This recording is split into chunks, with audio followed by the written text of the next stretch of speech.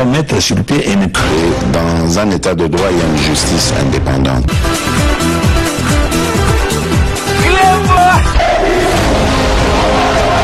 Ce n'est pas pour rien qu'il faut des conseils.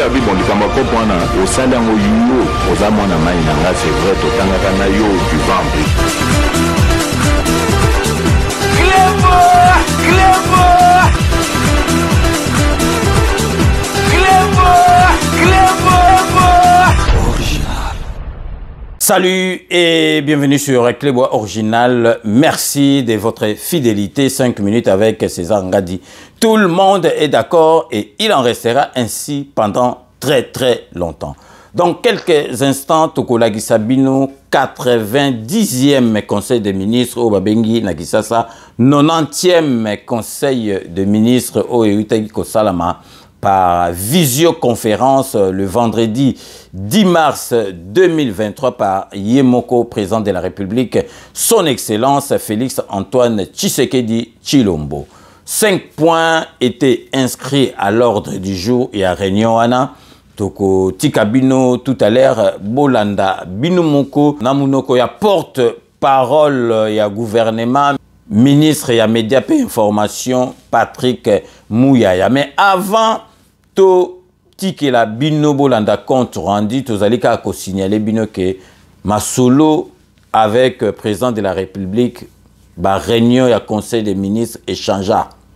Ya on a bomona ke wumelaka et puis na 4 ans quand il y a président de la République à ça sali 90 réunions. Donc on a France 90 réunions. Et puis wumelaka neti oyo et utai ko le vendredi 10 et bandaki na 12h46 et Sili na 16h52.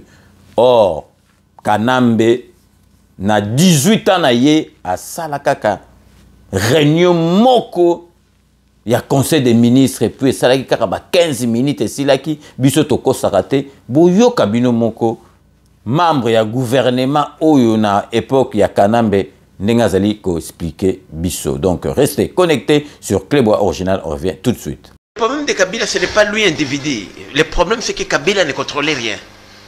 Il a laissé le pouvoir entre les mains des collaborateurs. Les Némi, les Chadari, les Minako, comme je viens de citer. C'est eux, en fait, qui dirigeaient. Moi, j'ai été dans le gouvernement Kabila. Et je vous dis, ministre... Kabila n'avait le contrôle de rien? Rien du tout. C'est-à-dire qu'il recevait que les rapports. Je crois qu'il s'occupait d'autre chose que des gouvernements.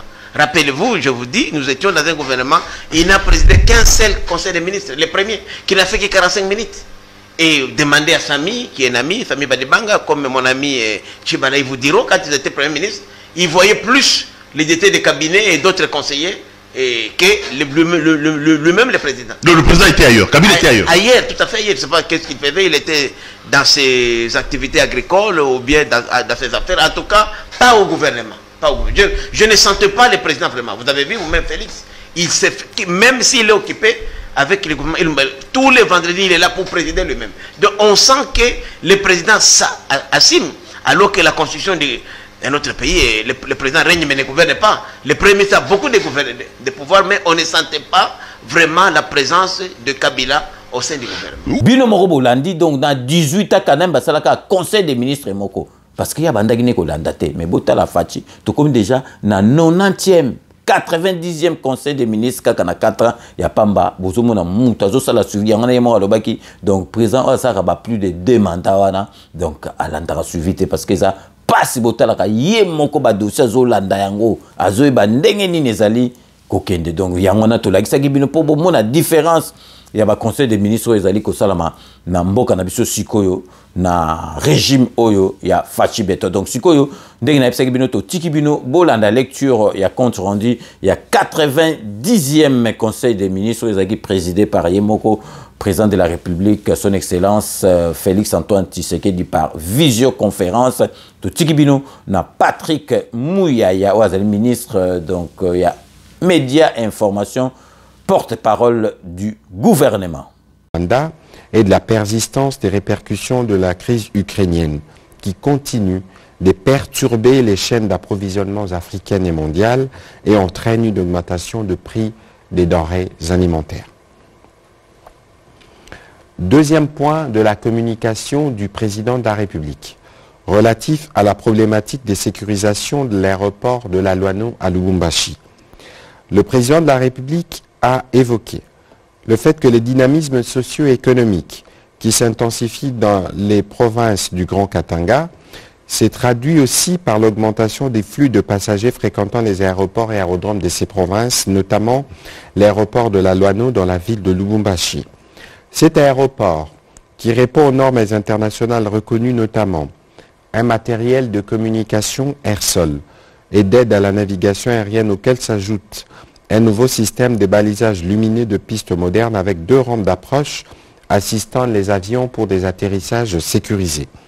Toutefois, l'accroissement démographique de la population de Lubumbashi et l'expansion urbaine et périurbaine consécutive ont concouru à l'apparition progressive d'établissements humains et des riverains autour du périmètre immédiat et stratégique de l'aéroport de la Loano.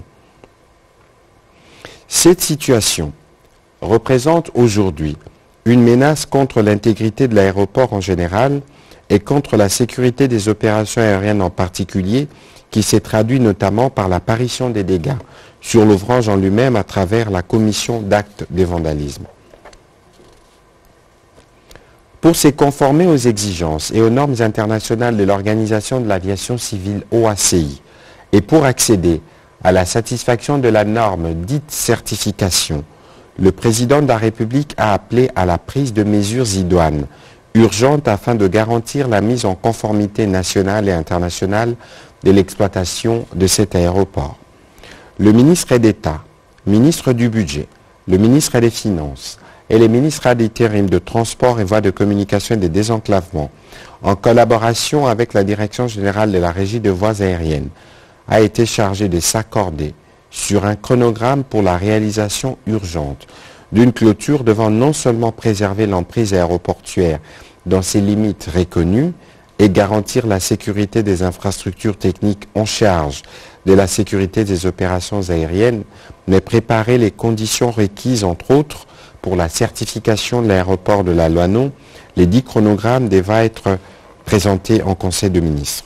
Il a rappelé que l'ambition majeure du gouvernement demeure la certification pour nos 4 aéroports internationaux, à savoir Njili à Kinshasa, Loano à Lubumbashi, Goma à Goma et Bangoka à Kisangani. Troisième point de la communication du président de la République, relatif au lancement des travaux de la route Kamba-Mbanzangungu. Le président de la République a rappelé l'engagement pris depuis 2021 pour la construction de la route devant relier la cité d'Nkamba à la route nationale numéro 1 au niveau de la ville de Banzangungu dans la province du Congo central. Cette voie, appelée aussi route de la Passion, allusion faite aux souffrances endurées par le prophète Simon Kimbangu qui, lors de son arrestation en Kamba par le pouvoir colonial en 1921, s'était vu transférer à Banzangungu, lieu de sa condamnation à pied, revêt un caractère historique et constitue en un point douté un patrimoine culturel qu'il nous revient de préserver. L'importance du dit projet de construction de cette voirie va au-delà du rôle classique d'une route. Considérant les avancées enregistrées, notamment dans le processus de passation de marché, le président de la République a chargé tous les intervenants aux étapes ultérieures de la procédure administrative de traiter ces dossiers avec diligence. À cet effet, le ministre d'État, ministre des Infrastructures et Travaux Publics, le ministre d'État, ministre du Budget, le ministre des Finances sont appelés à préparer un chronogramme d'activités en vue de permettre les lancements de travaux de construction de la route avant la fin du mois d'avril de l'année en cours. Ce travail se fera sous la coordination, évidemment, du Premier ministre chef du gouvernement. Dernier point de la communication du président de la République. Du port en eau profonde de Banana. Le président de la République est de nouveau revenu sur les avancées enregistrées dans le cadre de l'exécution de la convention de collaboration portant concession d'un service public sur le port en eau profonde de Banana. Il a indiqué que la condition suspensive relative au terrain a presque atteint son point d'achèvement, puisque les lots de parcelles occupés par des personnes privées a été libéré à 96,3%, en passant par des phases d'expropriation, d'indemnisation, d'évacuation du site depuis décembre 2022. Il a aussi noté que sur les autres points abordés dans une de ses communications précédentes, des progrès ont été accomplis. Il a rappelé pour ce faire au ministre d'État, ministre des Infrastructures et Travaux publics, assisté des membres du gouvernement concernés directement par ce projet, qu'à la date butoir du 30 mars 2023, les travaux proprement dits de construction de ces prestigieux ouvrages devraient débuter. De même, le président de la République a encouragé les concessionnaires Dubai Port World de tout mettre en œuvre pour réaliser et rendre opérationnelle cette nouvelle porte d'entrée maritime de notre pays. À la suite de la communication du président de la République, le Premier ministre chef du gouvernement s'est lui apaisanti sur quelques points, notamment la tenue du Forum économique RDC, France-Union européenne, le 4 mars 2023 à Kinshasa, en marge du séjour du président français Emmanuel Macron. Le Premier ministre a rappelé que ces assises avaient pour objectif de renforcer le partenariat stratégique entre la France, l'Union européenne et notre pays. Ces forums économiques, qui a connu la participation des 2 chefs d'État et des 2 commissaires européens, ainsi que celle de plusieurs chefs d'entreprise français et européens, 3 secteurs ont été identifiés en vue de soutenir le dynamisme de la croissance économique de la RDC. Il s'agit des métaux critiques et transition énergétique, infrastructures urbaines et villes durables, numérique et technologique comme outils de développement humain et économique. Les chefs d'entreprise, les politiques et les experts qui se sont réunis à cet effet autour de ce 3 tables rondes ont proposé des pistes pour permettre rapidement la mise en œuvre de ces projets, plusieurs besoins ayant été identifiés. Le Premier ministre a profité de cette opportunité pour inviter tous les ministres sectoriels de s'impliquer très rapidement pour concrétiser les différents projets qui ont fait l'objet des échanges. Le Premier ministre, chef du gouvernement, a aussi informé le membre du Conseil du dévoilement de la mascotte des Jeux de la francophonie le jeudi 9 mars 2023 au Palais du Peuple. Ce grand rendez-vous sportif, culturel et diplomatique prévu à Kinshasa du 28 juillet au 6 août 2023. La présentation de cette mascotte confirme une nouvelle fois la détermination du président de la République, maintes fois exprimée, de voir la République démocratique du Congo, plus grand pays francophone de par sa population, réussir à tout point de vue l'organisation de ces Jeux.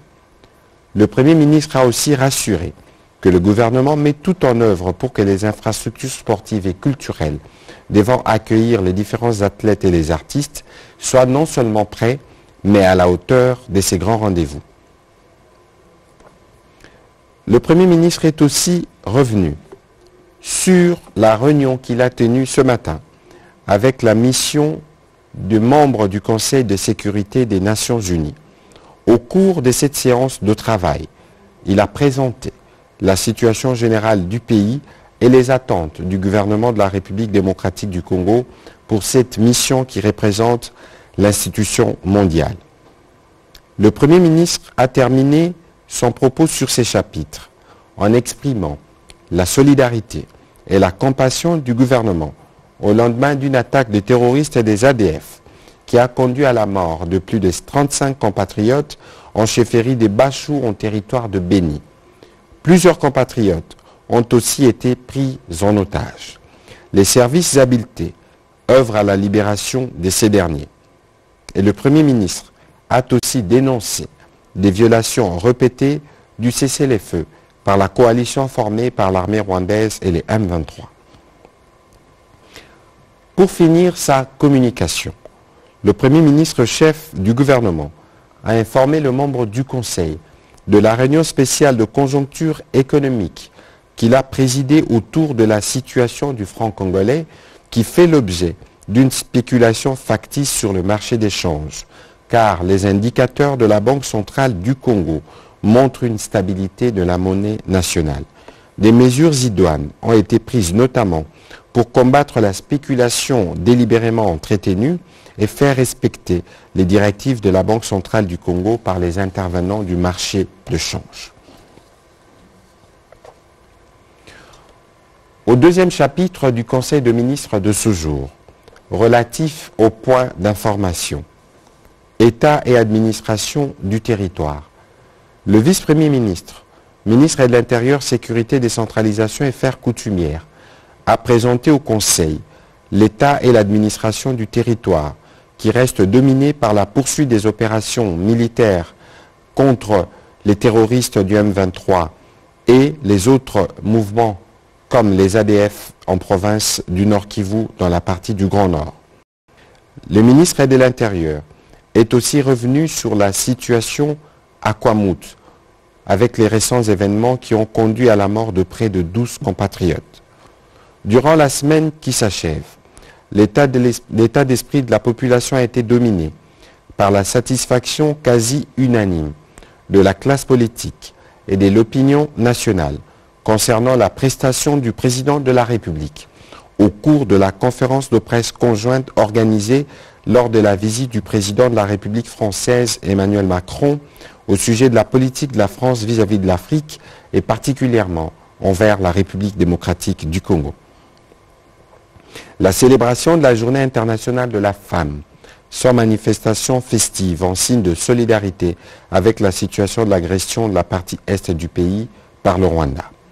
Le vice-premier ministre, ministre de l'Intérieur et Affaires coutumières, a terminé son rapport en exposant la situation aux frontières, marquée par les missions qu'il a diligentées en vue de suivre de près la situation de nos compatriotes à Windhoek en Namibie, ceux qui sont en Tanzanie à partir du territoire zambien et ceux qui sont en Angola. Il a également fait rapport au Conseil de la mission, de la tenue plutôt à Bujumbura du 3 au 5 mars dernier de la première commission mixte défense et sécurité de ces deux pays. Le Conseil a pris acte de ce rapport. Toujours sur ces chapitres et en complément au vice-premier ministre, ministre de l'Intérieur, la vice-ministre de la Défense a quant à elle fait la synthèse de la situation opérationnelle du pays dominée par les violations répétées par l'armée rwandaise et les M23 du cessez-le-feu entré en vigueur le mardi 7 mars dernier. Les forces de défense et de sécurité prennent des dispositions pour assurer la défense du territoire national. Au sujet de la situation sanitaire, le ministre ad intérim de Transport et Voies de Communication, au nom du ministre de la Santé, Hygiène et Prévention en mission, a présenté au Conseil la situation globale de la santé dans le pays, principalement celle liée à la pandémie à la Covid-19. Il a fait savoir que la tendance à la 9e semaine de l'année 2023 est marquée par une baisse de l'incidence de cas de Covid-19. Il a été aussi noté une baisse du taux de positivité des tests passant de 0,7% à 0,5%, une absence de nouveaux cas importés et aucun décès enregistré. Le Conseil a pris acte de cette note d'information. Rapport sur le processus des cessions des droits et titres par la Régie des eaux, la SCTP, l'OEBK, la CVM et la SCPT au bénéfice du port en eau profonde de Banana. La ministre d'État, ministre du portefeuille, a présenté au Conseil le rapport lié au projet de construction du port en eau profonde de Banana, principalement sur l'aspect lié à la cession attendue des quelques entreprises du portefeuille de l'État, à savoir la Régie des eaux, la Société commerciale de transport et port, l'Organisation pour l'équipement de Banana Kinshasa, la Congolaise de voies maritimes et la Société commerciale de postes et télécommunications. La ministre d'État, ministre du portefeuille, a rassuré que toutes les entreprises du portefeuille ont déjà procédé à la cession des titres après décision par leurs organes statutaires. Ces entreprises ont transmis leurs différents titres aux conservateurs des titres immobiliers de Mwanda pour leur annulation. La ministre d'État, ministre du portefeuille, a été complétée respectivement par le ministre ad intérim de Transport, Voies de Communication et des Désenclavements qui est revenu spécifiquement sur la cession des concessions de l'EBK, ainsi que le ministre de Postes, Téléphone et Nouvelles Technologies de l'Information et de la Communication. Le ministre des Affaires foncières, qui a terminé ces chapitres, a quant à lui planché sur le processus de matérialisation de l'expropriation pour cause d'utilité publique dans les périmètres de construction du port en eau profonde de Banana. Le Conseil a pris acte de ce rapport. 5e point d'information portant sur le rapport de mission sur les visites de travail à la centrale hydroélectrique de Mwadingusha, à la centrale photovoltaïque de Lumbwe-Fungurume et au site minier de Kamoa Copper SA. Le ministre des Ressources hydrauliques et de l'électricité a présenté les rapports de ces visites de travail effectuées respectivement à la centrale hydroélectrique de Mwadingusha, à la centrale photovoltaïque de Lumbwe-Fungurume et au site minier de Kamoa Copper SA. Ces visites s'inscrivent dans la suite de la 83e réunion du Conseil de ministres qui s'est préoccupé des partenariats existants entre la SNEL SA et les opérateurs du secteur minier pour la production de l'électricité. Les constats faits dégagent ce qui suit. 1. Il existe un déficit énergétique dans les secteurs miniers, dont les chiffres exacts est à déterminer. 2. Les réseaux interconnectés SNEL SA nécessitent un renforcement pour arriver à son équilibre et éviter les surcharges. Plusieurs miniers sont raccordés à ces réseaux sans respect des normes et des spécifications de charge. La demande de charge de la plupart des miniers n'est pas quantifiée. La nécessité de réguler les bassins qui comportent plusieurs chutes et plus d'une centrale hydroélectrique. L'énergie photovoltaïque qui a un caractère intermittent ne peut être efficiente que dans un mix énergétique. Le ministre des Ressources hydrauliques et électricité a formulé des recommandations au Conseil des ministres en vue de trouver des solutions appropriées à tous les problèmes constatés et relevés si haut. Sur un autre registre, il a expliqué au Conseil les raisons de la perturbation observée dans la desserte de l'électricité dans certaines communes, notamment à la Gombe, Kitambo, Lingwala.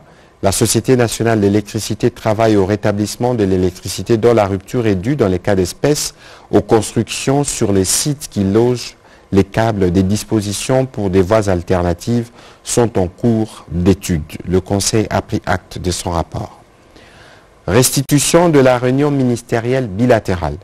République démocratique du Congo-Zambie sur la cogestion du poste frontalier de Kasumbalesa. Le ministre du Commerce extérieur a fait la restitution de la réunion ministérielle bilatérale République démocratique du Congo-Zambie tenue le 6 mars 2023 sur la cogestion du port frontalier de Kasumbalesa, affectant négativement l'activité économique nationale, les volumes des échanges et les recettes fiscales de l'État. Il a été relevé que l'engorgement constaté s'explique aussi par des facteurs structurels que conjoncturels dans un contexte d'accroissement continu des échanges entre les deux pays. Après l'évaluation de la mise en œuvre des recommandations issues de la précédente réunion ministérielle bilatérale tenue à Chingola en Zambie le 9 juin 2022 sur la même problématique, les deux parties ont pris une série d'engagements spécifiques contenus dans un communiqué conjoint. Le ministre du Commerce extérieur a conclu son propos en précisant que les deux parties ont aussi instruit leurs administrations douanières respectives à collaborer étroitement pour mettre en œuvre les engagements convenus. Le Conseil a aussi pris acte de cette note d'information. Réalisation de projets de développement communautaire avec la dotation de 0,3% du chiffre d'affaires des sociétés minières. La ministre des Mines a, dans son rapport au Conseil, fait le point d'une série d'actions menées en exécution des dispositions du manuel de procédure de gestion de la dotation des 0,3% minimum du chiffre d'affaires pour contribution au projet de développement communautaire dans les secteurs miniers tels que fixés par un arrêté interministériel approuvé lors de la 32e réunion du Conseil de ministres. Elle a évoqué la préparation de la mise en place des organismes spécialisés par des équipes mixtes mines-affaires sociales la mise en place des organismes spécialisés auprès de 13 sociétés minières pilotes sélectionnées, l'installation de ces organismes spécialisés dans le Haut-Katanga, le Kassa oriental, le Lualaba et le Nord Kivu, dans la perspective de voir le projet d'intérêt communautaire être exécuté. Depuis l'installation des 10 organismes spécialisés, ceux-ci ont déjà reçu la dotation, ont identifié des besoins communautaires qui ont été repris dans leur plan de développement locaux essentiellement sur la construction des infrastructures communautaires de base, la desserte en eau potable et en énergie électrique, la création d'emplois et entrepreneuriat, l'hygiène ainsi que l'assainissement. Au regard des résultats prometteurs issus de la phase expérimentale, la ministre de Mines a sollicité l'accompagnement du gouvernement aux organismes spécialisés ayant reçu la dotation afin d'exécuter les projets prioritaires à impact visible. Des équipes ont été dépêchées pour la mise en place des organismes spécialisés auprès de 47 autres entreprises minières retenues pour la deuxième vague. Le Conseil a pris acte de cette note d'information. Au troisième chapitre du Conseil de ministres de ce jour, relative à l'approbation d'un relevé des décisions du Conseil de ministres, le Conseil de ministres a approuvé les relevés des décisions du Conseil de ministres tenus le vendredi 3 mars 2023. Au dernier chapitre du Conseil de ministres de ce jour, relatif à l'examen et à l'adoption de 8 projets de texte. Conformément aux dispositions de la loi numéro 22/66 du 26 décembre 2022, portant habilitation du gouvernement, spécialement à son article 4, le Conseil de ministres a adopté les projets de texte ci-après. 1. Projet d'ordonnance-loi autorisant la prorogation de l'état de siège sur une partie du territoire de la République démocratique du Congo. 2. Projet d'ordonnance-loi portant ratification de l'ordonnance-loi modifiant et complétant la loi numéro 11/009 du 9 juillet 2011 portant principes fondamentaux relatifs à la protection de l'environnement. 3. Projet de loi portant ratification de l'ordonnance-loi autorisant la ratification du traité de l'Organisation internationale pour le bambou et le rotin. 4. Projet de loi portant ratification de l'ordonnance-loi modifiant et complétant la loi numéro 018/035 du 13 décembre 2018 fixant les principes fondamentaux relatifs à l'organisation de la santé publique. 5. Projet de loi portant ratification de l'ordonnance-loi portant code du numérique. 6. Projet de loi portant ratification de l'ordonnance-loi autorisant la ratification de la Convention de l'Union africaine sur la cybersécurité et la protection des données à caractère personnel. 7. Projet de loi portant ratification de l'ordonnance-loi fixant les modalités d'exercice de la liberté de la presse, la liberté d'information et d'émission par la radio et la télévision, la presse écrite ou tout autre moyen de communication en République démocratique du Congo. 8. Enfin, projet de loi portant ratification de l'ordonnance-loi autorisant la ratification de la Constitution et la Convention de l'Union africaine des télécommunications. Après débat et délibération, le Conseil a adopté ces 8 projets de texte. Commencé à 12h46, la réunion du Conseil de ministres a pris fin à 16h52. Je vous remercie.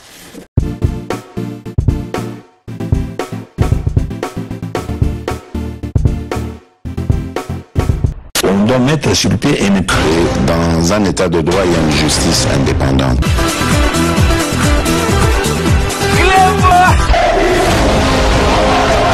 Ce n'est pas pour rien qu'il faut des causes. Au sein d'un c'est vrai, tu vas